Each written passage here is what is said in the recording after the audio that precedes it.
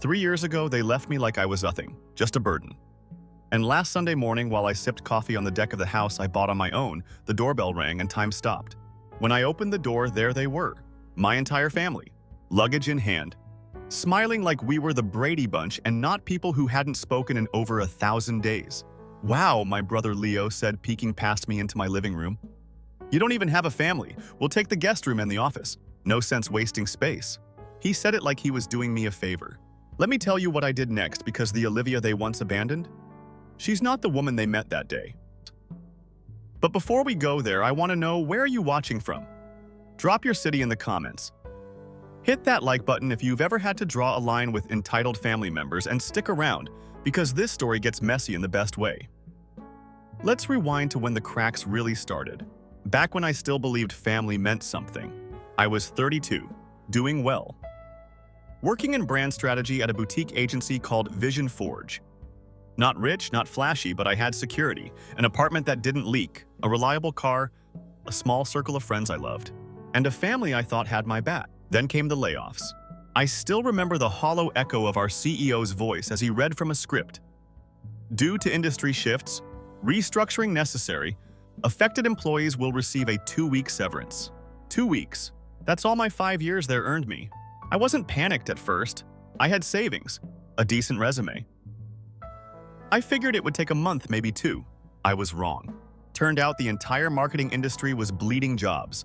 My inbox was full of rejection emails, or worse, silence. The job boards became a graveyard of expired listings. Rent kept coming. Bills didn't care about economic downturns. 3 months in my account dipped below 4 figures. I knew I had to ask for help, just a little boost. A lifeline while I found my next move. So I called my dad. Now my relationship with Dad had always been transactional. He provided. But affection. Empathy. Not his language. Still, I thought this was the kind of moment when Dad stepped up. "Dad, I'm in a tight spot," I said. "I lost my job and I just need some help to get through this month's rent." He didn't hesitate. "You should have saved better," he snapped. "Your generation expects everything handed to you." And then he hung up. Just like that. I stared at my phone, hoping it had glitched. Maybe the call dropped. Nope. It was just his way of saying, "Figure it out." Next, I tried Mom. She answered with her usual sugar-frosted voice. "Oh, sweetie, that's awful. You're always in my prayers. But prayers don't pay landlords." When I gently asked for help, she sighed. "Well, your father's golf club fees just went up again. And we did just redo the backsplash. Maybe cut out those fancy coffee shop habits." I had been drinking instant coffee and eating dollar store noodles for weeks. I didn't say anything, I just thanked her, hung up, and tried my brother Leo next. He and I had been close. I'd helped him move 3 times. Lent him money when he got laid off, 1-800 to be exact. Never asked for it back. So I thought surely he'd understand. Maybe if you hadn't splurged on that apartment and fancy handbags, he said, you'd have a cushion. Some of us have kids to feed, Olivia. We don't have time for bad budgeting. That hit hard. Because my apartment was 720 square feet and my bags clearance rack specials. But none of that mattered. To them, I was suddenly the irresponsible one. The cautionary tale. Still, I thought maybe if we talked in person, they'd understand. So I asked if we could have dinner, just to talk things through. No pressure. They agreed. Big mistake. That dinner was the final nail in the coffin. My sister-in-law Camille greeted me with a tight smile and louder than necessary clucks of disapproval. She'd brought a quinoa salad and judgment in equal parts. As I explained my situation, layoffs, savings depleted, job hunt turning up empty. My dad stared at the TV muted behind me. My mom kept adjusting the silverware. Camille rolled her eyes. This, she said, is exactly why millennials can't handle adulthood. She was 2 years older than me. My father finally looked up from his phone. "You'll figure it out," he said flatly. "Everyone hits a wall." And then my brother added the dagger. "We have real responsibilities. A mortgage, 2 kids. You only have to worry about yourself." I didn't finish my meal. I couldn't.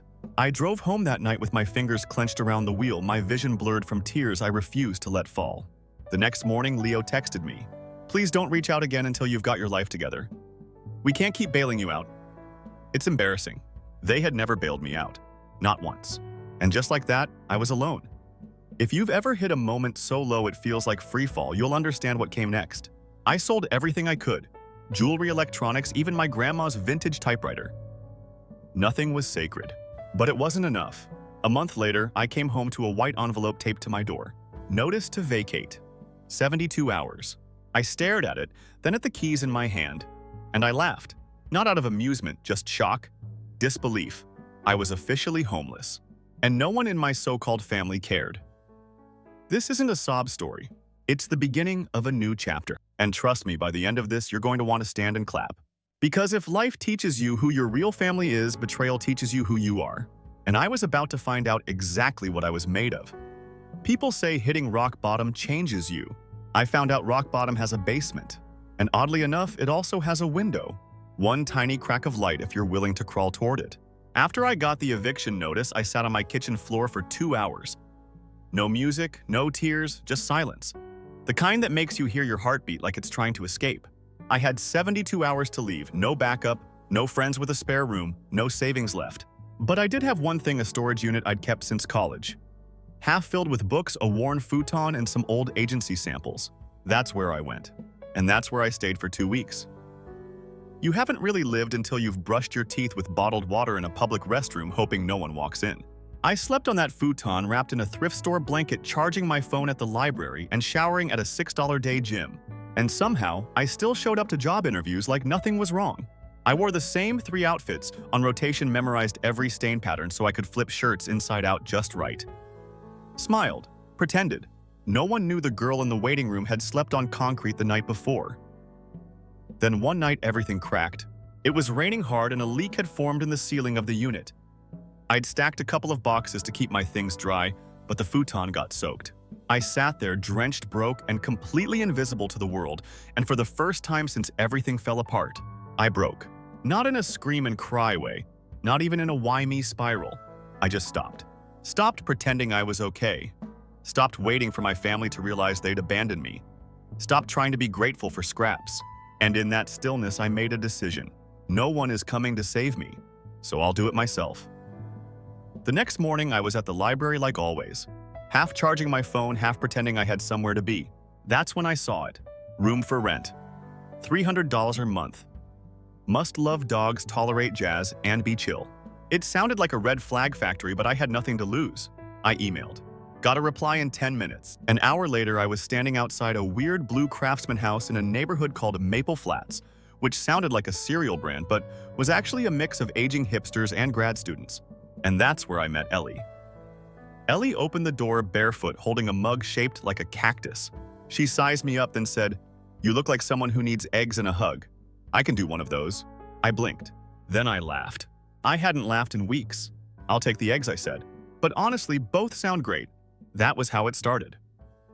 Ellie was an ex-archivist turned dog groomer who ran a TikTok where she reviewed old cassette tapes and made tea reviews for anxious people. She gave me the small attic room, no deposit required. "I've been there," she said simply when I tried to explain my situation. No judgment, no questions I couldn't answer. That attic room didn't even have a real door. Just a curtain made of denim and fairy lights. But to me, it was the Taj Mahal. The next few months were like learning to walk again. I took freelance gigs, social media copy, branding reviews, even ghostwriting Bumble bios for tech bros who didn't know what vibe check meant. It wasn't glamorous, but it paid. I was no longer homeless. Then came the big break. Ellie introduced me to her friend Maya, who ran a startup helping small businesses de-Frumpify their digital presence. Terrible slogan, great mission. She needed a strategist for a new campaign, quick turnaround, high-stakes pitch. I said yes before I knew what it was. Worked 72 hours straight. No sleep, just coffee and spite. We won the client. Maya wired me $2,000 the next day with a note. "You saved this project. Want to stay on full-time?" I stared at that message for 10 minutes. Then I said yes. 6 months later, I had a real job title again. Not freelancer. Not please call me back. I was senior brand architect. I moved into a 1-bedroom near the park. Hardwood floors, washer dryer, rent paid on time. I even adopted a rescue dog named Pixel. Half beagle, half chaos, all love. And I started therapy. Real therapy. The kind where you unlearn survival guilt and stop apologizing for being too much. I rebuilt my life from rubble. And here's the wildest part. I was happy. Genuinely, quietly, deeply happy. So of course that's when they came back. It started with a text from Leo. Hey. Random, but our house flooded. Real mess. Insurance is dragging its feet. Mom and Dad are staying with Camille's parents. Thought maybe we could come to you? I stared at it. 3 years of silence. 3 years of being treated like a cautionary tale, a burden, a mistake. And now what I was, Airbnb. I didn't reply. 2 days later, the doorbell rang. That's where part 1 began. Here's where most people ask, why'd you even let them in? Because I wanted them to see it. Not out of revenge, not because I needed their approval, but because I wanted them to see what they lost. I opened the door, stepped aside, let them walk in. The silence that followed was exquisite. Camille's jaw dropped. My mom looked around like she couldn't compute what she was seeing. My dad ran his fingers across the bookshelf like he was checking for dust, but really, he just didn't know where to look. Leo finally muttered, "You've done well for yourself." I smiled. Not wide, not fake, just enough. "Yeah," I said. Turns out, getting abandoned was the best thing that ever happened to me. They stayed exactly 14 minutes. No one sat down. No one asked how I got here. No apologies, no ownership. Just awkward compliments and weird questions about my mortgage rate. And when they left, Camille tried to hug me. I leaned back. "Thanks," I said. "But I'm good." Here's the thing about family. It's not always who you share blood with, it's who shows up, who sees you, who stays when there's nothing to gain. Ellie, Maya, Pixel. They are my family. My real one. The kind that doesn't need to crash on your couch to believe you exist. And as for the people who walked out when I had nothing, I don't hate them, but they don't get to be part of the life they left behind. A month after the awkward family pop-in, I thought I was in the clear. No new calls, no texts, no random appearances. I figured they'd gotten the message that silence wasn't me being petty. It was me setting a boundary they should have seen coming 3 years ago. But then I got this, "Hey, Dad's in the hospital, you should come." Just 6 words. But they hit me like a freight train. Not because I was worried, but because for the first time in a long time I had to ask myself, do I still care? You should go. You should forgive. You should rise above. You know what no one ever says? You should protect your peace. Growing up was the leash they used to keep me useful. When Dad needed help filing taxes, I should have been grateful to learn responsibility.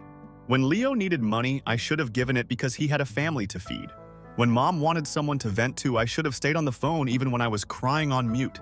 So when that text came through, yeah, I felt the old reflex. The guilt, the shame, the urge to drop everything and go be the good daughter. But this time something inside me went still. And then I heard Ellie's voice in my head. "You owe kindness, not access." He was never cruel, just cold. The kind of man who praised silence, worshipped productivity, and treated emotional needs like car alarms, loud, annoying, and best ignored. When I got my first period, Mom handed me a pamphlet, and Dad turned the volume up on the TV. When I got my first promotion, he nodded and said, "Took you long enough." And when I got laid off, he told me I should have saved better, then hung up. So tell me again why I should rush to his bedside like some prodigal nurse. Because we share DNA. I share DNA with mosquitoes. Doesn't mean I let them stick around. Still I went. Not because I forgave him, but because closure isn't always about healing. Sometimes it's about witnessing. I walked into that ICU room expecting to feel something. Grief, anger, maybe a flicker of compassion. But all I felt was clarity. He looked small, older, thinner than I remembered. Tubes, machines, and the steady beep of borrowed time. Mom was there too, dabbing her eyes with a monogrammed napkin like she was auditioning for a daytime drama. Leo was texting. Of course. No one said anything when I walked in. Finally, Mom glanced up. "He's stable. It was a mild heart attack." I nodded. Glad he's okay. Then she added almost casually, "He's updating the estate plan." Ah, there it is. It wasn't about Dad. It was about the house, the will, the money. I should have known. That family doesn't reach out unless there's a spreadsheet involved. Still, I played along, sat in the corner, listened to the doctors, smiled politely. And when Dad finally stirred, looked at me and said, "Did you finally get your act together?" I smiled and said nothing. Because silence when earned is louder than any comeback. 2 days later, I got a call from a woman named Doreen. She was Dad's lawyer. Apparently, he wanted to make things right and was leaving a sizable chunk of the estate to me as a gesture of reconciliation. That's what the voicemail said. You'd think I'd feel vindicated. Instead, I felt nothing. No spark, no rush, just paperwork and a headache. And then came the kicker. Doreen added that the will would only go through if all parties signed the amendment, meaning Leo and Camille had to agree. You can guess how that went. Camille, this is ridiculous. You cut us off and now you get a third of everything. You didn't even visit when Dad got sick. Me, you mean the man who hung up on me during a crisis I was there. You just didn't notice. Leo, you're just bitter, always have been. Me, and yet here you are angry that someone you think is nothing might inherit something. They didn't reply after that, but I wasn't done. I typed it out over coffee the next morning, short, direct. I declined the inheritance. I'd prefer it go to charity or, better yet, toward unpaid staff or caregivers who actually showed up during his recovery. No amount of money rewrites abandonment. I've already invested in something far more valuable myself. Tell the family I wish them peace, but not proximity. And then I hit send. Some people think revenge is best served cold, but sometimes the most powerful revenge is no longer needing it. I didn't want their apology. I didn't need their validation. And I sure as hell didn't need their money. What I needed, what I built, was a life that didn't revolve around proving my worth to people committed to misunderstanding me. Saying no to the money wasn't about pride. It was about freedom. After I sent that letter, I went for a walk with Pixel. The sky was this wild peach color, like someone painted the horizon with leftover coral and fire. And I thought, this is my inheritance. Peace, air, autonomy, knowing who I am without asking anyone's permission. Ellie met me halfway down the block with a lemon muffin and a smirk. So she said, how'd it go with the royal family? I laughed. They tried to buy me off. She handed me the muffin. And did you sell? Nope. Good, she said. Because you're priceless. I thought declining the inheritance was the end of it. Clean break. Done deal. But Camille doesn't like being outmaneuvered. 2 weeks after I sent that letter, I got a DM from a former coworker. Hey, just saw a post about you on Facebook. Is everything okay? My stomach dropped. Because anytime someone starts a sentence with, I just saw a post, you know it's not followed by good news. So I clicked the link. And there it was. A 5-paragraph, vaguely passive-aggressive, morally performative post from Camille's public account, complete with a soft-filtered crying selfie and the caption, when you try to love someone through their bitterness but they choose money and ego instead of family. Some people never change. We tried. Underneath were hundreds of likes, sympathy comments, and the usual digital pitchforks. Some were from people I hadn't spoken to in years. A few I didn't even know. And worse, she tagged me. I didn't reply. Not right away. Because you don't run into a fire to prove it's hot. You wait, you plan. And then you tell your story on your terms. So I waited 3 days. In those 3 days, Camille posted twice more. Once with a Bible quote about forgiveness. Once with a picture of Dad in the hospital and the caption, cherish them while they're still here. Still no names. Still just vague enough to skate by without being called slander. Still just pointed enough that everyone knew exactly who she was talking about. And that's when I made my move. I don't do drama. I do documentation. So I posted this text post, black background, white font. 3 years ago, I was laid off, evicted, and ignored by the people closest to me. I reached out for help and was met with silence, shame, and blame. I rebuilt my life from a storage unit, a futon, and freelance gigs. I worked my way back to stability without shortcuts, handouts, or family support. Now, those same people are upset that I've set boundaries. They've rewritten the past to make peace look like betrayal. So let me be clear. I do not owe access to people who weaponized my lowest point. I do not owe silence to protect their version of the truth. I'm proud of how far I've come, and I won't be shamed for surviving. I didn't tag anyone. I didn't name names. But I didn't have to. Truth doesn't need glitter, just light. The response was overwhelming. Hundreds of comments, thousands of shares, DMs from people I hadn't heard from in ages saying, I remember when you went quiet. I'm so sorry you went through that. Others wrote, thank you. I've been dealing with the same thing. You gave me words I couldn't find. Even strangers chimed in. Found this post through a friend. This hit way too close. Thank you for being honest. It wasn't about going viral. It was about visibility. About reclaiming my voice from the people who used it as background noise in their self-produced sob stories. Camille, of course, didn't like that. She posted a screenshot of my post with the caption, so sad when people twist narratives for internet clout. I've always been the bigger person. That comment got 17 likes. Mine had crossed 90,000. A week later, I got an email. Subject line speaking opportunity. Your story matters. It was from a community leadership conference looking for speakers on resilience boundaries and overcoming familial trauma. They'd seen the post, wanted me to speak. I blinked at the screen, then read it again. Me, the girl who once slept in a storage unit, now being invited to share how I survived. I said yes. Of course I did. And when I walked on that stage 2 months later in a simple black dress and clear nerves, I opened with this. 3 years ago, I was ghosted by the very people who raised me. And today, I get to tell that story not for revenge, but for reclamation. This isn't about bitterness, it's about boundaries. And how sometimes surviving isn't loud. It's quiet, consistent, relentless. The applause wasn't thunderous. It was steady, honest. Afterward, a woman in her 60s came up to me, eyes glassy. She hugged me tight and whispered, "Thank you. I finally feel seen." And in that moment, I knew I didn't just survive the smear campaign. I alchemized it, turned it into purpose, impact, power. They threw mud. I planted seeds. And now, I'm watching my life bloom in soil they thought they could poison. Camille hasn't posted about me since. She unfollowed me the same week the conference video hit 100K views. My mother texted me once I watched your speech. "I didn't know you felt that way." I left her on red. Because if I had to bleed in silence, she can sit with discomfort in it. Not out of cruelty. Out of equity. We all live with the echo of our choices. Mine just finally have a mic. After the speech, my life didn't explode. It expanded. Slowly, quietly, like sunrise. The messages kept rolling in. Some were heartfelt, others curious. But one stood out like a splinter I couldn't ignore. "I watched your video. I didn't know you felt that way." Mom, 7 words. No apology, no reflection. Just a subtle nudge, like I owed her more clarity on my pain. At first, I ignored it, but something about that text stuck to me like damp clothes. It wasn't guilt, it wasn't longing, it was unfinished business. Because while I had burned no bridges, I also hadn't built any new ones. And maybe it was time to put a period on a sentence that had dragged on far too long. Everyone talks about cutting toxic people off, but no one talks about the ache of realizing they never really held you close to begin with. You don't mourn the connection. You mourn the version of yourself who kept trying to earn it. I wasn't sad about losing my mother's approval. I was grieving the years I thought her love came with it. That text wasn't an invitation. It was bait.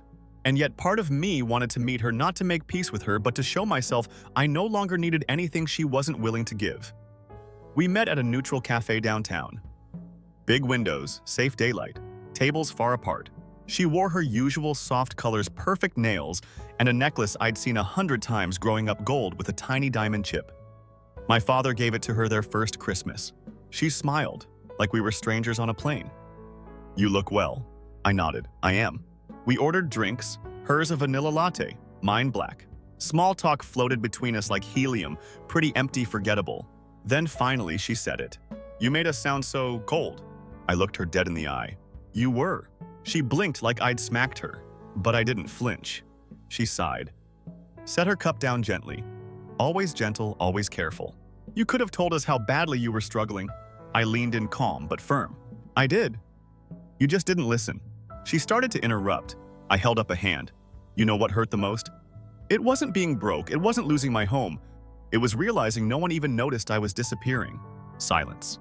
Then she said, "We thought you were just being dramatic, independent, like always." I almost laughed. Being independent isn't the same as being disposable. She fumbled for something in her purse, pulled out an envelope. "Your father left this for you before he passed." "Wait, what?" "He died," I asked, flat stunned. She nodded. 2 weeks ago."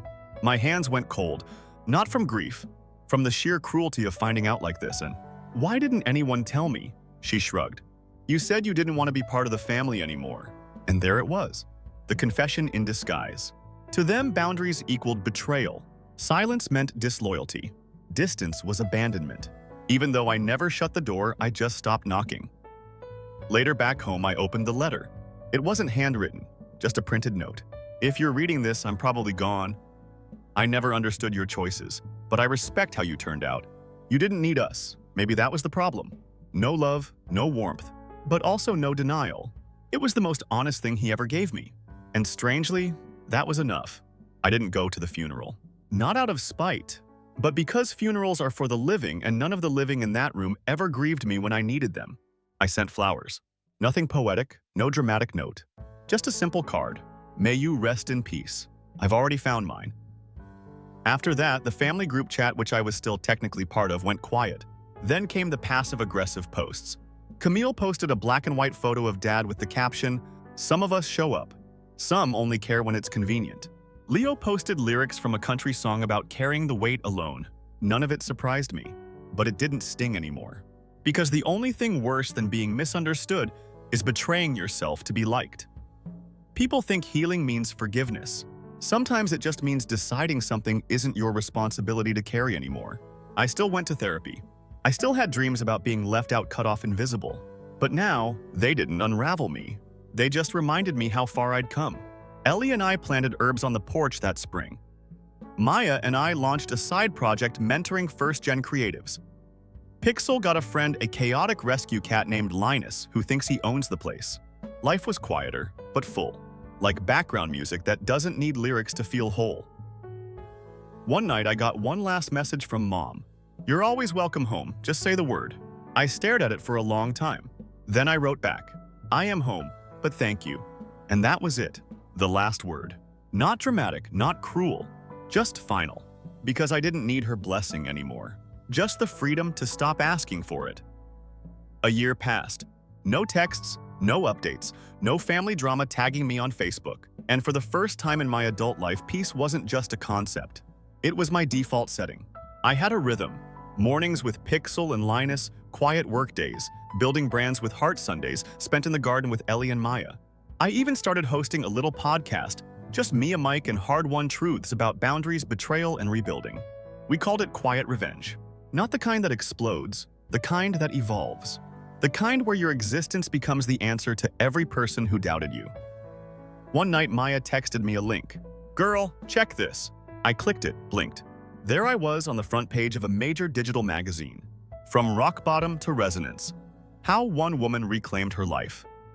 After family fallout, apparently someone at the leadership conference I spoke at had submitted a write-up to their editorial team. They'd fact-checked it, pulled quotes from my podcast, even included stills from the talk. And just like that, my story wasn't just mine anymore, it had reached thousands of shares, comments from all over the world. I needed this today. This is the blueprint for cutting toxic ties without losing your soul. "I'm crying." She said what I've been trying to explain for years. I was overwhelmed, humbled, grateful. And then I saw a name I didn't expect. Tucked beneath the article, hidden among the sea of comments, was a message from a username I instantly recognized. At Michelle in Michigan. I knew Olivia once. We weren't close, but she was always kind to me. She didn't deserve what happened to her. I hope her family reads this and feels every word. Michelle. From high school, the girl who used to sit behind me in biology, who once defended me when a boy made fun of my thrift store shoes. I hadn't heard from her in 15 years, but somehow she remembered me. And she saw me. That message hit harder than the article itself. Because sometimes healing isn't about the people who hurt you changing. It's about the world reflecting back that you weren't crazy for feeling hurt in the first place. A week later, I got a letter. Real mail, handwritten, no return address. Inside was a single page. "I read your story. I'm sorry for how things went, for what I didn't say, for what I refused to see. You don't have to reply, just know that I do wish you peace, and I hope you're really okay." No signature, but I knew the handwriting. It was Leo. I sat there holding that letter for a long time. Not crying, not angry, just still. Because even though I didn't need his apology anymore, some part of me had always wondered if he was capable of one. And now I knew. I didn't frame it. I didn't burn it. I folded it up and slid it into the back of a notebook I use for journaling. Because not all closure has to be loud. Some of it just lives quietly with you. A reminder, a release. And no, I didn't write back. He wasn't asking for a conversation. He was finally letting go too. And that oddly felt like enough. That summer, Ellie, Maya, and a few close friends threw me a birthday dinner. Nothing fancy, just string lights on the back porch, mismatched chairs, and too much laughter. But it felt like something sacred. We toasted with cheap wine and real affection. Ellie made her famous lemon rosemary chicken. Maya brought a cake that looked like a 5-year-old decorated it but tasted like heaven. At one point, Ellie raised her glass and said, "To Olivia, who taught us all that boundaries aren't walls. They're doors we build for better people to walk through." Everyone clapped, and I just sat there overwhelmed by the simple truth of it. Because this wasn't just a dinner, it was proof that love doesn't have to hurt. That healing doesn't mean pretending it never happened. It means being whole anyway. If you're still reading this, here's what I want you to know. You don't have to let broken people break you just because they raised you. You don't have to wait for an apology to move on. You don't have to stay small to keep the peace. You're allowed to leave even if no one claps. You're allowed to grow even if they never water your roots. And you're allowed to tell your story, especially if they spent years rewriting it for you. Because survival isn't the end. It's the beginning. I'm not who I was 3 years ago. I'm not who I was last year. I might not even be the same person tomorrow. But here's what I know for sure. I found peace the moment I stopped begging for love from people who only knew how to weaponize it. And now, I love myself loud. I live on purpose. I choose softness, but only when it's safe. And I don't chase closure. I create it. Story 2. Sister lost everything as a result of one horrible error. And she exposed her true self and assaulted me at a wedding when I refused to invest my life savings to fix it for her. 3 years my senior, my sister Anna was married 5 years ago to a really wonderful man we may name Derek. Derek is a successful professional who makes a solid living on his own, and his family is quite well off. So even though they are not extremely wealthy, they are very comfortable. In contrast, my sister has never been very interested in pursuing a job. Prior to meeting Derek, she held a few part-time jobs, but she never had any significant money or long-term ambitions. She has always been more interested in social events and living in the present, which is undoubtedly her preference. When Sarah and Derek made the decision to tie the knot, his parents were very engaged in the planning process, helping to finance a significant portion of the wedding and providing a down payment for a home. Their attorneys recommended that a prenuptial agreement would be a prudent course of action due to this financial commitment. When Derek brought it up to my sister, he was extremely tactful and explained that it was really a routine practice for his family, and that it was mostly a precaution to safeguard his premarital money and his family's assets. In essence, the prenuptial agreement said that each of them would take their assets with them from the marriage in the sad event of a divorce. His inheritance and any prior family money were to be kept off bounds, but any fortune they accumulated together during their marriage would be divided between them. A very explicit infidelity clause was also included in the agreement, stating that the unfaithful partner would not be eligible for any kind of spousal assistance or a portion of the assets amassed throughout the marriage if either of them was unfaithful. Many disagreements resulted from their conversations over the prenuptial agreement, which at the time did not sit well with my sister. My mother even intervened in the argument, informing my sister that she thought the entire concept was offensive. I decided to keep my distance from the entire situation since I thought it was their relationship and thus their decision to make jointly. My sister ultimately consented to Derek's family's requirement for 5 years because she wanted the lavish wedding and the luxurious life that came with being married to him. From every perspective, their life together appeared to be ideal. Derek was very kind to my sister and paid for everything so she never had to work. They lived in a lovely home and had plenty of vacation opportunities. He made sure she had a sizable allowance for anything she wanted and purchased her a wonderful automobile, giving the impression that they were in a very happy marriage. He was always kind and friendly to me and the rest of our family, and he always seemed to love her very much. I've always been a more reserved and quiet person, and I've put a lot of effort into getting a steady career in a technical profession. Even so, I don't earn a lot of money. I handle it with extreme caution and responsibility. In order to get my own tiny apartment, I had been saving diligently for years. My family is well aware of the fact that I have a sizable sum of money stored up because this has been my main priority in life. This whole affair blew up in a horrible way about a month ago. My sister ended up running into her high school ex-boyfriend at a pub throughout the evening while out with some old friends from her hometown. Apparently, one thing led to another and she ended up staying with him overnight. She didn't act discreetly at all, and someone who knows her and Derek witnessed them together. She then informed Derek's buddy, who went on to inform Derek that she could not possibly deny what had transpired and that she had confessed to him when he confronted her. Derek instructed her to pack a suitcase and leave their home since he was reportedly heartbroken by the news, the same day. Remaining steadfast in his choice, he told her unequivocally that he would be divorcing her right away since he could never trust her again. Then, in utter anguish, my sister arrived at my mother's house sobbing and declaring that her life was gone. My mom's house has been the focal point of all this trouble for the past month. My sister has been residing there, frantically attempting to find a method to contest the prenuptial agreement she voluntarily signed, by spending her days phoning attorneys. All of this culminates in my mother and sister sitting me down for a very serious conversation last night.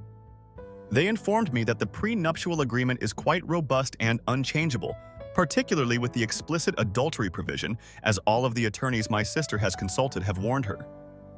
They said that opposing it in court would be exceedingly costly, and that there was very little possibility of success. Since my sister has no savings at all, she lacks the funds to pay for such a battle. She spent it all on clothing salon appointments and lunches with her friends, even though Derek had granted her a hefty allowance for years.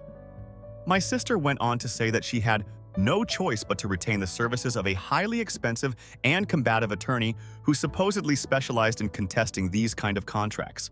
According to her, this lawyer thinks there may be a remote possibility of arguing for a settlement, but even that would entail a protracted and nasty legal struggle.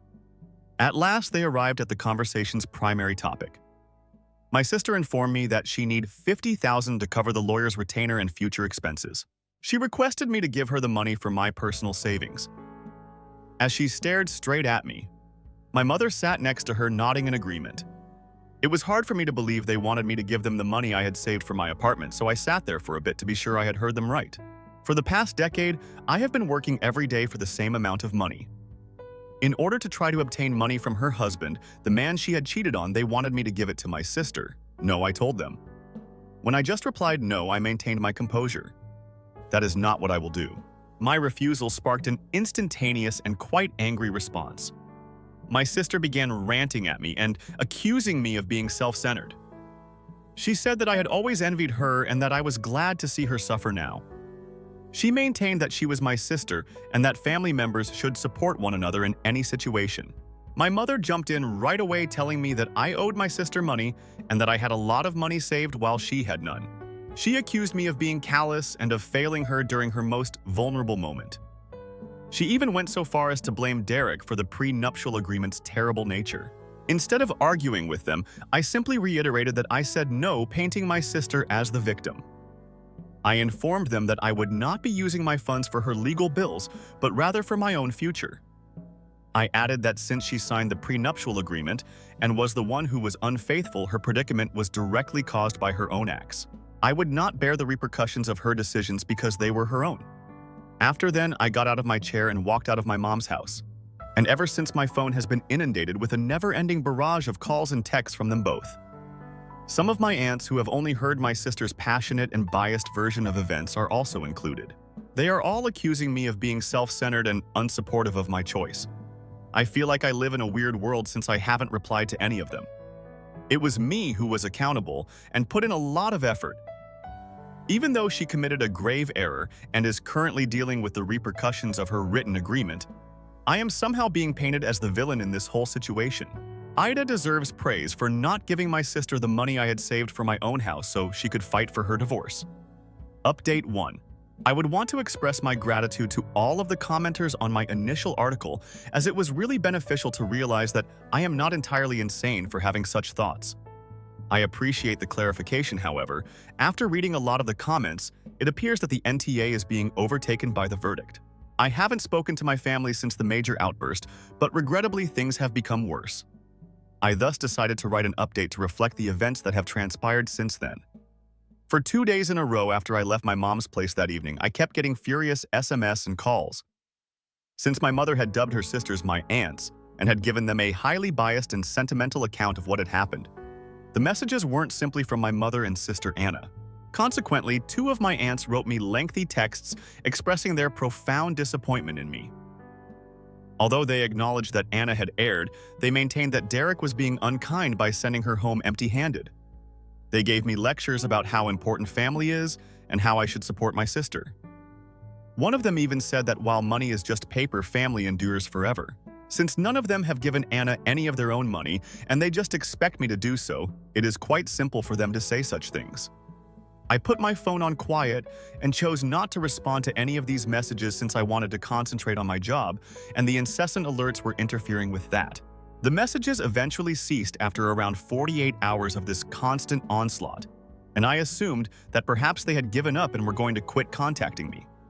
The stillness was only a precursor to their attempting a new tactic, so I was completely mistaken.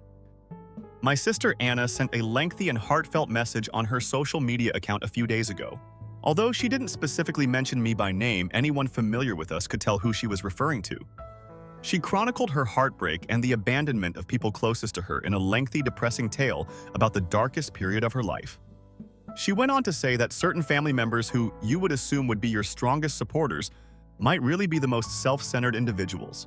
She went on to write about individuals hoarding money and preferring to watch their own family members perish rather than provide a helping hand. She concluded with an ambiguous statement about how difficult times are when you truly discover who your true family is. Many of her friends who are unaware of the whole incident wrote supportive comments about her, praising her strength and how awful it was that she was being abused this way. Recently, several of our mutual pals who follow us have started giving me odd looks, and I know that's because they read the post. My sister has spent our whole lives perfecting the art of playing the victim, and she has always been quite excellent at it. She used to scream so convincingly when she damaged anything when we were youngsters that my parents would eventually accuse me of causing her distress. And this seems to be the same habit in adulthood. I knew I could ignore the irritating social media post, but it was much difficult to ignore what came next. My mother unexpectedly showed up at my apartment complex last night. You must be buzzed in to access the secure building where I reside. And it was her when my intercom rang at about 8 o'clock in the evening. She hadn't given me a call to let me know she was coming. She just arrived at my house.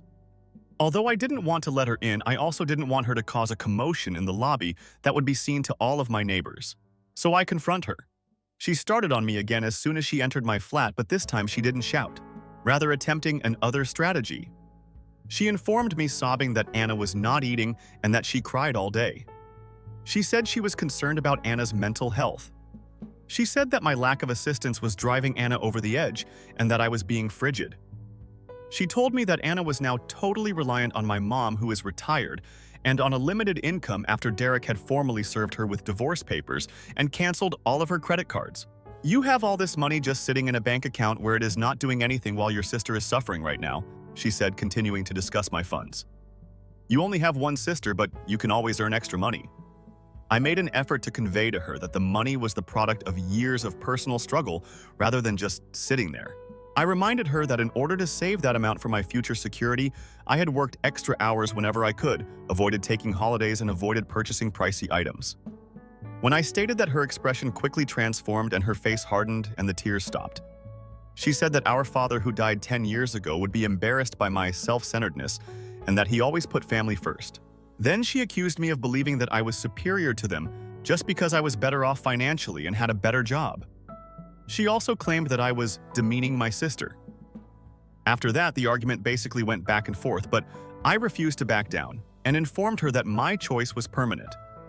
She eventually became very irate once again and began pointing at items in my tiny apartment, such as my laptop and television, and said that if I truly wanted to assist, I should sell those items. She actually feels that my personal assets are a family resource pool that she and my sister should have unrestricted access to, which is why her entitlement was so surprising. When I had had enough of the back and forth, I ordered her to get out of my house because I was done talking to her. She vehemently objected, saying she would stay on my couch until I agreed to assist my sister. After that, I threatened to contact building security if she didn't leave. At last, she got to her feet. When she approached me, I honestly feared that she may start fighting. Rather, she just leaned very close to me and said, "I will regret this," in a whisper, adding that I would remember this moment and understand what I had thrown away when I was elderly and alone with my money. Then she slammed the door firmly behind her as she turned around and walked away. In addition to blocking my aunts who were contacting me, I have now blocked the phone numbers of my mother and sister. They won't respect my boundaries and the pressure won't go away, so even though I realize this is a major step, I feel like I have no other option. The social media post and my mom visiting my apartment seem like a major escalation, and I'm afraid of what they'll attempt next. This seems to be the start of a prolonged battle. Even though I haven't changed my mind about the money, I'm beginning to see that this might irreparably damage my relationship with my mother and sister. Report 2. A few weeks have passed since my last report, and I had assumed that the harassment would stop when I blocked their numbers and had my last run-in with my mother. Now the problem has now progressed in unexpected ways and has now directly affected my work life. I was incredibly stupid to believe that. After blocking their numbers, I enjoyed a week or so of amazing tranquility during which I was able to return home and concentrate on my personal life. I began to feel as though I could finally get over this whole situation. Then the emails began. They just switched to a different way of communicating with me after realizing their phone numbers were blacklisted. My sister Anna sent the first email, which was lengthy and rambling. It was an odd combination of pleading and accusations. She said that a letter from Derek's attorney to her own attorney explicitly declared their plan to fully implement the prenuptial agreement, which would mean she would receive nothing at all. The letter also said unequivocally that there was no use in attempting to dispute the fact that they had solid evidence of her adultery. Her email continued by stating that she was obviously in a panic and that her lawyer was now terminating her as a client since she was unable to pay the first retainer amount. She claimed that I was supporting Derek against her and accused me once more of leaving her. I didn't understand what it was like to have your entire life upended, she wrote. The fact that she was the one who pulled the grenade's pin was conveniently forgotten. She referred to it as her final opportunity to obtain justice, and the email concluded with yet another adamant demand for the $50,000. Instead of responding to the email, I built a filter that would divert any future emails from her, my mother, or my aunt to a different folder that I don't check. I was at work at 11 a.m. a few days following the email. One of the receptionists approached me when I was in the middle of a team meeting and discreetly informed me that I had a guest waiting in the lobby. I was perplexed since I wasn't expecting anyone, and I was utterly taken aback to discover my mother seated in the foyer. I guess my mother worked out the name of my present firm on her own, even though I had never informed her. The receptionist was immediately at the counter, so I questioned her quietly as I approached and asked her what she was doing here. In a loud, dramatic voice that was audible to everyone, my mother got up and said that she was there because her daughter was in a horrible problem and her other daughter was refusing to help. She said she was feeling desperate and that she had no idea what else to do. As several of my co-workers who were passing by slowed down to observe the event, my face was burning with embarrassment. She withdrew her arm from me and began sobbing loudly as I attempted to guide her out of the foyer. She informed me that I was sitting here in my opulent office acting as though my family didn't exist and that Anna would soon be homeless.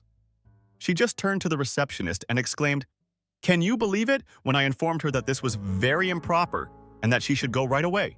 She refuses to even assist her own sister who is in pain. What sort of individual does that? I was humiliated. I basically had to force her out of the building after guiding her to the door. Her expression was one of utter rage as she stood on the pavement just outside the glass doors and gazed at me. I returned to my meeting and attempted but failed to seem as though nothing had occurred. Later in the day, my supervisor stopped by my desk to check on me. He was quite professional, but it was obvious that the incident had caused a big inconvenience. I reassured him that it wouldn't happen again and told him it was a private family concern. I was so furious about turning up for work that evening that I was hardly able to think clearly. It never occurred to me that she would cross. Her attempt to exploit public humiliation to achieve her goals was so blatantly deceptive. When Anna somehow discovered my work email address the next day, things managed to get even worse. In addition to sending me a new email, she copied my supervisor, whose email is on the corporate website, and the firm's main HR email address. She claimed in the email that I was keeping family monies that were meant to be divided between us following the death of our father, which was a wholly false statement. Her accusation that I was misusing my position as the purported executor of his estate financially is untrue, since I am not. She was left penniless to support her tale, but I was never the executor of anything. As evidence of her dire circumstances, she sent a copy of Derek's lawyer's divorce file portraying me as a cunning, cold-blooded criminal who was robbing her own sister. My manager brought me into his office right away with an HR representative after this caused a huge issue for me at work, and they had her email printed out and placed on the table. They were quite serious, telling me that the corporation had to take these charges seriously for legal reasons, and that they were very serious. I had to tell them about the whole wretched scenario. To demonstrate the lengthy history of harassment and the utter falsity of the claim in her email, I had to show them the text conversations and earlier emails between Anna and my mother. I had to clarify that the money was my personal savings from my own job and that there were no family monies. Since they could tell from the proof that I was the one being harassed, my supervisor and the HR representative were ultimately understanding. They did, however, tell me rather bluntly that I needed to ensure that this familial issue did not resurface in the job. Despite their assurances that it would not have an impact on my employment, they captured the event and it is now included in my permanent employee record. I had to hire a lawyer to send my mother and sister a legal cease and desist letter requesting that they stop contacting me at work. Because my sister did more than simply try to make me seem bad, the stress from all of this is unfathomable. She made a concerted effort to harm my reputation and career. My assistance was no longer needed in this situation. Since she was unable to acquire my money, this was obviously an attempt to get retribution. She made the decision to try to hinder my capacity to support myself financially. Since I am very sure that this harassment will continue, I am currently investigating my legal alternatives. The third update. Once more, hello. Since my last post in which I detailed the awful event of my mother coming up at work and my sister contacting my supervisor, a lot has transpired. For a brief while, the emails and direct communication ceased, and the legal letter I issued appeared to be effective. But now the dispute has turned violent, and to be honest, very terrifying. I went so far as to alter my personal email address in an attempt to fully isolate myself from them following the event at work. I also make sure that my social media privacy settings are as strict as possible. Although it seemed like I was living in a fortress, I believe that it was vital for my own mental health. I concentrated on my job and my apartment buying strategy, and for the first time in months, I made an offer on a modest apartment that was approved. I experienced a genuine feeling of progress in my own life. When we had a cousin getting married last weekend, that tranquility was totally upended. I knew as my mother and sister would be attending the wedding, so I was rather afraid to go. However, I've always been close to the cousin getting married, and despite of their conflict, I didn't want to miss her wedding. For the sake of our relative, I believe that we grown-ups could at least be polite in public for a few hours. However, this proved to be a serious mistake on my behalf. When I got to the reception area, I tried to blend in as much as possible. I attempted to fit in by finding a table with several of my pals. For almost an hour, I could feel my mother and Anna observing me from the opposite side of the room. They remained on their side of the room while I remained on mine, and nothing occurred. I so began to unwind a little. She was carrying a glass of red wine, and her face was set in a harsh, furious expression as she approached my tense-up table mates at a calmer period when the band was taking a break and I began to move slowly towards my table. Since they are aware of some of the events that have been taking place, Anna halted just in front of me and first remained silent. She simply fixed me with a fierce gaze. Then she began to speak. She said that a common acquaintance may have told her about my apartment purchase on social media. She continued by saying that because my mom can no longer support her, it must be good to be purchasing a home just before she is being evicted from her home. I told her that this was not the place or time for this talk, and I simply stared at her without responding to her provocations. When I replied, she narrowed her eyes and stated, "You have no heart. You are frigid and self-centered just like our father." It seemed to be their go-to tactic, and the reference to our father, particularly in that particular setting, was a very low blow. My mother had previously used the same line against me. I got out of my chair at that moment and informed her that I was going since I didn't want to make a commotion at my cousin's wedding. She dumped her full glass of red wine all over me as I turned to go, which was something I could never have predicted in my wildest nightmares. My dress was light in color, and the black liquid splattered across the front, ruining it fast. People at other tables turned to watch the ruckus as the entire table gasped in surprise. For a while, I was stunned, but then I felt a tremendous wave of rage and turned back to her. She screamed about how I had destroyed her life and then came at me, attempting to claw my face before I could react or say anything. During the wedding reception, there was a full and utter public breakdown. While she was still shouting and fighting against them, my pals and a few of my cousin's groomsmen leaped to their feet and successfully pulled her away from me. After that, my mother hurried over, but she didn't come to discipline her daughter. She arrived to justify her behavior. In an attempt to place the responsibility for Anna's violent attack on me, she started screaming at me right away and asked me what I had done to aggravate her. My cousin, the bride, was crying as she watched her wedding be ruined, as the scenario turned into a complete mess. The disturbance seems to have infuriated her new spouse. Their actions utterly destroyed the wedding. After a while, venue security arrived and dragged my mother and Anna out of the building while yelling obscenities. I was left standing there, trembling with rage and soaked in alcohol. It was ridiculous that my cousin and her husband came over to apologize to me when they had nothing to do with it. I assured them that I was all right and expressed my sincere regret that my family had spoiled their great day. Soon after I departed, Anna had grabbed me, and I could see the scratches on my arms and neck the next day. I then proceeded to the police station. In addition to giving them the names of the witnesses at my table and the venue security team's contact details, I formally reported her for assault. My mother supported and condoned my sister's physical abuse of me. Therefore, I'm done being passive in this scenario.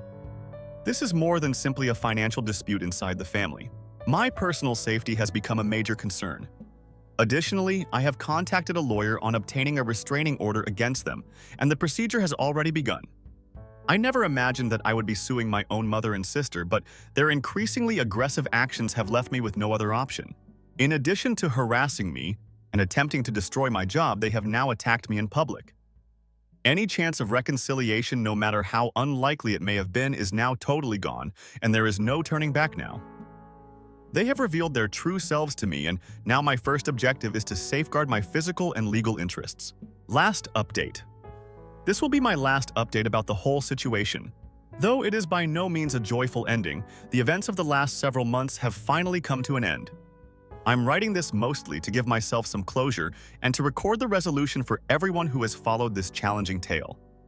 I pursued the legal procedures I had indicated in my last post following the assault at my cousin's wedding. Since there were plenty of witnesses who were eager to testify about what they seen in the police complaint, I submitted resulted in my sister Anna being officially charged with assault. Despite its glacial pace, the legal process is proceeding as it ought to. Additionally, after hearing my statement and examining all of the supporting documentation, a court issued me a restraining order against both Anna and my mother. The official police report from the wedding attack, the emails they sent to my workplace, and the records of my mother's visit to my office were all examples of this proof. In addition to being prohibited from contacting me directly or indirectly, they are also legally obligated to avoid me my house and my place of employment. Despite being only a piece of paper, it establishes a distinct legal barrier that, if ever crossed, carries serious repercussions. I'm currently living in my own house after my apartment's closure went well. It's a tiny space, but it's mine, and more significantly, it's a peaceful haven where nobody can unexpectedly turn up to bother me. Moving and organizing everything has been a pleasant diversion from everything else, and it seems to be the one bright spot in this whole wretched year. Observing the aftermath and our larger family has been depressing. Following the spectacle they created during the wedding, my mother and Anna have entirely cut themselves off from society. Their side is no longer being taken. My aunts, who first messaged me to express their displeasure, have been utterly silent. According to my cousin, my mom has been phoning them in an attempt to get them to speak with me on her behalf or to give her money, but they have all adamantly declined to become any further involved. As anticipated, the prenuptial agreement was totally and thoroughly executed, and Anna and Derek are now officially divorced. She didn't get any of his assets or spousal support, and from what I've heard, she had to sell the car he had previously given her in order to cover some of her first legal fees and living expenses. According to what my cousin has informed me, my mother's financial status is also poor because she is on a limited retirement pension and cannot sustain a second adult continuously. Living together in my mom's little house, their relationship has deteriorated to the point that they are always stressed and resentful, which results in loud and regular disputes. It appears that Anna is still hoping for a miraculous solution to materialize out of thin air and has not attempted to locate employment. Since the wedding, I haven't seen or spoken to any of them. And although my life is more quieter today, it is also more alone. Despite all of their horrible flaws, my mother and sister played a vital role in my life, which has since been entirely severed. I appreciate you reading. Story 3. I was rejected by my family since I chose to purchase a van home rather than contribute to my brother's master's degree. Do not identify as our daughter. According to my mother, my brother arrived at my vehicle 3 days later. I was rendered stunned by what transpired next. I was forced to phone the police. Hello, this is Helena. Up until last week, I considered myself to be a competent adult at the age of 24. The ceiling fan in my 300-square-foot studio produces that menacing clicking sound you hear in horror movies just before the electricity goes out. I hardly ever sleep since I work full-time as a billing assistant and study web design part-time at night. However, I had a strategy. A modest, low-key strategy devoid of confetti or balloons. All I have is a slow-burning ambition of leaving my expensive renting and eventually owning something that was rightfully mine.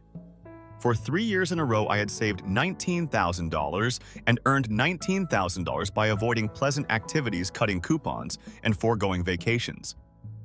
My parents were aware of it. Roger, my older brother, did the same. It was Sunday supper as usual that evening. Something from the freezer that looked like it had lost a battle was warmed by Dad. Mom uncorked her second Riesling bottle. as he explained that true leadership starts in middle management. Roger was already 2 drinks deep. As if it were divinely inspired wisdom, I sat silently mentally practicing the sentence. I purchased a vehicle. I purchased a vehicle. I purchased a vehicle. When Dad finally inquired, "What's new with you?" Then I inhaled deeply and proceeded. "Yes, I did purchase anything." Mom looked up. "A van, huh?" The hush was sudden and abrupt. Roger's eyebrows went up. "For example, when camping number to occupy." Dad scowled. "What was the amount you spent?" I said 19 grand. "Nearly all of my funds." Mom did laugh. "You're kidding." "I'm not. I had been searching for some time. It's in fair condition. I'm going to convert it." Roger blinked. He was homeless for $19,000. "It isn't." I caught myself. "That isn't it. All I have to do is save money on rent till I graduate." Dad scowled. "And you did this without first speaking to us. I own the money." Mom reclined in her seat. "We believed you were putting money down for something worthwhile." I gave a shrug. "This is true." Roger's head was already wobbling. "And now I'm trying to save money for graduate school. You had the opportunity to assist. You purchased a rust bucket instead." "I was unaware that I was obligated by law to sponsor your CV." "He doesn't mean that," Mom cut in. "We've always been there for one another. Families operate in this manner." "Funny," I remarked. "It didn't go both ways as I recall." "Don't begin." Dad forewarned. I simply sat there and swallowed it instead. Roger gave a sound that sounded like laughter. "Look, you could have just said that you did not want to be on the squad." "I don't believe that living on the cheap is a personal betrayal." Mom yelled, "You didn't just make a bad financial choice." "We all looked silly because of you." I was really taken aback by that one. "Really? Really?" I said. She said, "What are people meant to believe? Are we unable to prevent our daughter from being homeless? It's not a sidewalk, it's a vehicle. The point isn't that." I didn't respond. Roger's whining twisted. "I mean, this will also damage my reputation. You are aware of how close-knit the financial community is." "Wow," I said. "I mean, this isn't even about me anymore." Dad looked at me for a long time. "Your wager was successful. I created a betting website." "From the plywood," I mumbled. "There is storage below it." No one chuckled. "We simply feel let down," Mom remarked in a flat, quiet voice. "You could have contributed to something greater. However you made this decision, I hoped you would appreciate my effort." Silently, I said. Roger got up. "Helena, we all have to give up something." Mom didn't even look at me when she said it, so perhaps it's time you realize that. "Don't call yourself our daughter if you want to live in a van and be homeless." Silence fell. I kind of waited for her to retract it, or at least take a peek at me. "Dad, Roger." "Anyone." It was a joke to say that it wasn't her intention. However, no one spoke. Most likely it lasted 5 seconds. It seemed like a year. Slowly I nodded. "Correct," I only stated that. No sarcasm, no speech. Perfect. After that, I grabbed my coat and walked out. There was no drama. No one followed. All I had to do was snap the door shut behind me. I can't even recall the drive back. I was seated in the van the next thing I knew. The flimsy curtain I attempted to hang had fallen drooping as if it gave out in the middle, and the mattress was still leaning against the wall. I took a seat on the ground. Splinters and chilly metal, no insulation yet. I refrained from crying. I wasn't upset, simply exhausted. In a manner I couldn't quite describe, it was heavy. Perhaps it's strange, but when I was 10, I taped cutout stars to the ceiling of my bedroom because it brought back a random memory. I was assisted by my parents in hanging fairy lights. I recall thinking, wow, they truly care about me. Since then, that memory has been carrying a lot of the burden. Perhaps too much. The worst part I assumed would be being disowned. As it happens, that was only the start. I don't recall returning to the van by car. All I can recall is sitting there in the dark with my jacket still zipped and my forehead against the chilly window. Like a movie I'd seen 100 times, but just now I kept playing the supper over and over again. I get it. Don't call yourself our daughter if you want to live in a van and be homeless. That flat laying so easy. She read it as if it were a weather report. I refrained from crying. It would have been too obvious. I sat there wondering how someone could be so deeply offended by such a few sentences. What's the worst? I didn't see it coming. I honestly assumed mistakenly, maybe that they'd be a bit startled, maybe even uncomfortable with my choice. The proud in their way. I wasn't asking for balloons or a procession. I just hoped they'd recognize the work that I'd spared, that I was planning for something, that I was attempting to create a life. But instead, I got wiped. And maybe, if that had been the only thing, just the meal, just the statement, I'd still be here in a confused fog trying to rationalize it. But the reality is, this didn't come out of nowhere. I am 6 years younger than my brother Roger. My parents claim that he is their family's investment property, a legacy, a sure return. He was prearranged. No, I wasn't. I thought we were close when I was younger. Occasionally, when his buddies were around, he allowed me to accompany them. That seems significant to me.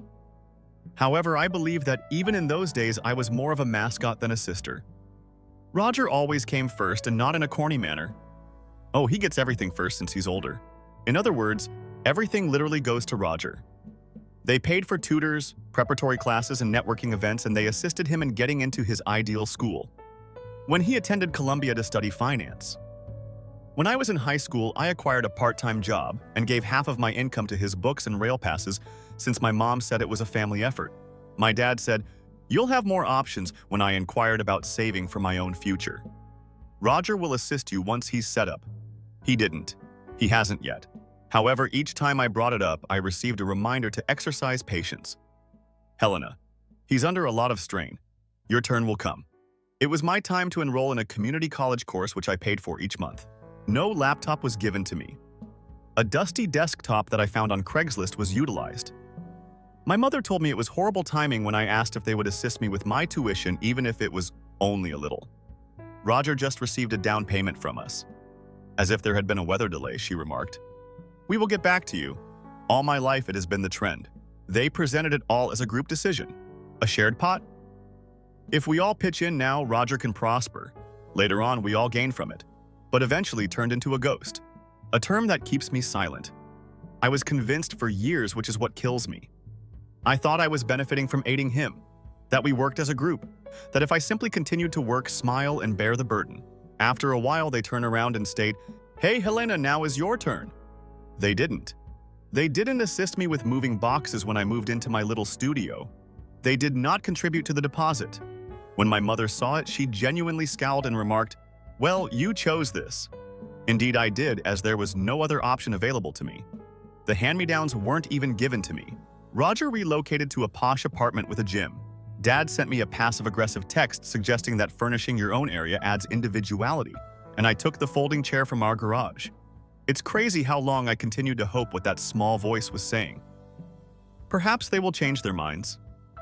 At first, you aren't even aware of it, but it keeps you vulnerable and causes you to doubt yourself. And that tenderness, they put it to use. Every group text, every family meal. Some variation of "we're all in this together" was always present. I was never in it, though. I was in orbit around it. For a while, I believed that I was the quiet one, the trustworthy one, and the one who didn't want for anything. However, I now believe that I just learned how to occupy less space. It's similar to that one memory I never let go of. I made these paper stars when I was 10 years old and used them to decorate my room. In fact, my dad helped me tape them up when he passed by. My mother plugged in the string lights she brought in. For a moment, we all sat there and it felt cozy and appropriate. I clung to that as evidence. They do love me, you see. They were helpful to me. They noticed me. I'm not so sure now, though. Perhaps I have been misremembering it. Or perhaps I filled in the blanks because I really wanted to. Perhaps they assisted out of duty or boredom. Or because I was the only way they could release their energy that day and Roger wasn't home. I kept thinking that perhaps they would recall that moment when I told them about the van. They could lend a hand once more, or at least be happy. Rather, they referred to it as a shame error and an embarrassment. And when Mom claimed I wasn't their daughter anymore, I guess some part of me, some childish part, hoped for someone to say she didn't mean it, for someone to take it back. They didn't. So here I am in a car that still smells like packing foam, and hope attempting to detangle a family that only ever saw me when it was convenient. The toughest thing about understanding you were never the favorite isn't the unfairness. It's the loneliness. You start doubting every embrace, every smile, every good phrase. Was it genuine, or just part of the script to keep you useful? To keep you involved in someone else's climb? Sometimes I catch myself still expecting they'll call, that someone would admit we were incorrect. We see you now. But ultimately, I simply want serenity. A peaceful area of the earth that is exclusively mine. Not borrowed, not given a job, not given up for the aspirations of others. The van is just that. Not a revolt, not an emergency. It was just a little obstinate act of creating something for myself. Something that doesn't require my explanation. Something for which I need no apology. Something I own. And it's more than they ever offered me, even if it's only 4 wheels and a wooden bed frame at the moment. That night, I didn't abandon my family. They released me. They'll never acknowledge that aspect. Thursday began strangely quiet. It's like the eye of a hurricane, the type of serenity you can't trust. Or the moment you start telling yourself you forgot to attach the file 15 minutes after turning in your final assignment. Someone knocked on the rear door of the van when I was in the middle of scraping dry caulk off a window frame. There was no need for me to look.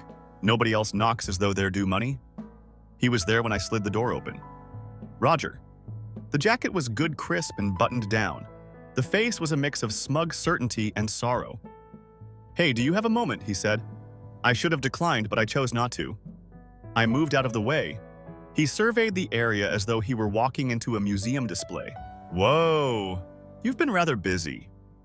I didn't answer. He gestured toward the little bench I had made out of foam and leftover wood. "May I take a seat?" I gave a shrug. He took a seat. I remained upright. "Mom's words have been on my mind." He began to discuss disowning you. "That was severe?" I arched an eyebrow. "That's all." He let out a sigh. "All right. Everything went out of control.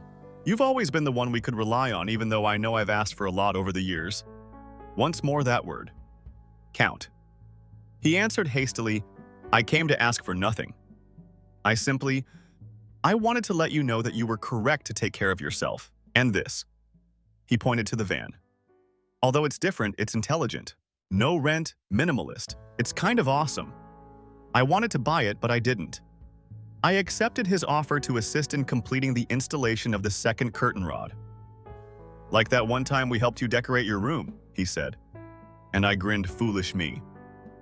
He tightened some bolts, stayed for about 30 minutes, and joked that I ought to make a van life video for his fans. After checking the time, I announced that I had to head out for my shift. I could remain. He extended an offer. "The instructions are taped up in your possession. I'll complete the shelf you began." My stomach churned, but I wanted to think it was true. I gave the keys to him. "When you're done, lock up." He seemed to mean it when he nodded. I saw it before I even got out of the car when I returned. The door was ajar, only a bit. Only enough to chill the back of my neck. It was a disaster inside. Not the sort of mess that results from being clumsy, no. Oops, I spilled paint kind. The mattress was cut, foam ripped and spilled over the floor. The seat was pulled from the wall. My storage containers were turned out. Dumped. Kicked. The curtain rod we hung together bent in half, and the stench acrid like chemical cleanser and something worse. I stood at the doorway for a long time. Long enough for one painful idea at a time, the reality to seep in. It was no coincidence. There was no break-in. I gave him a call. It took 4 rings before he picked up. As casual as ever. "Hello? What is going on?" "The last person in the van was you."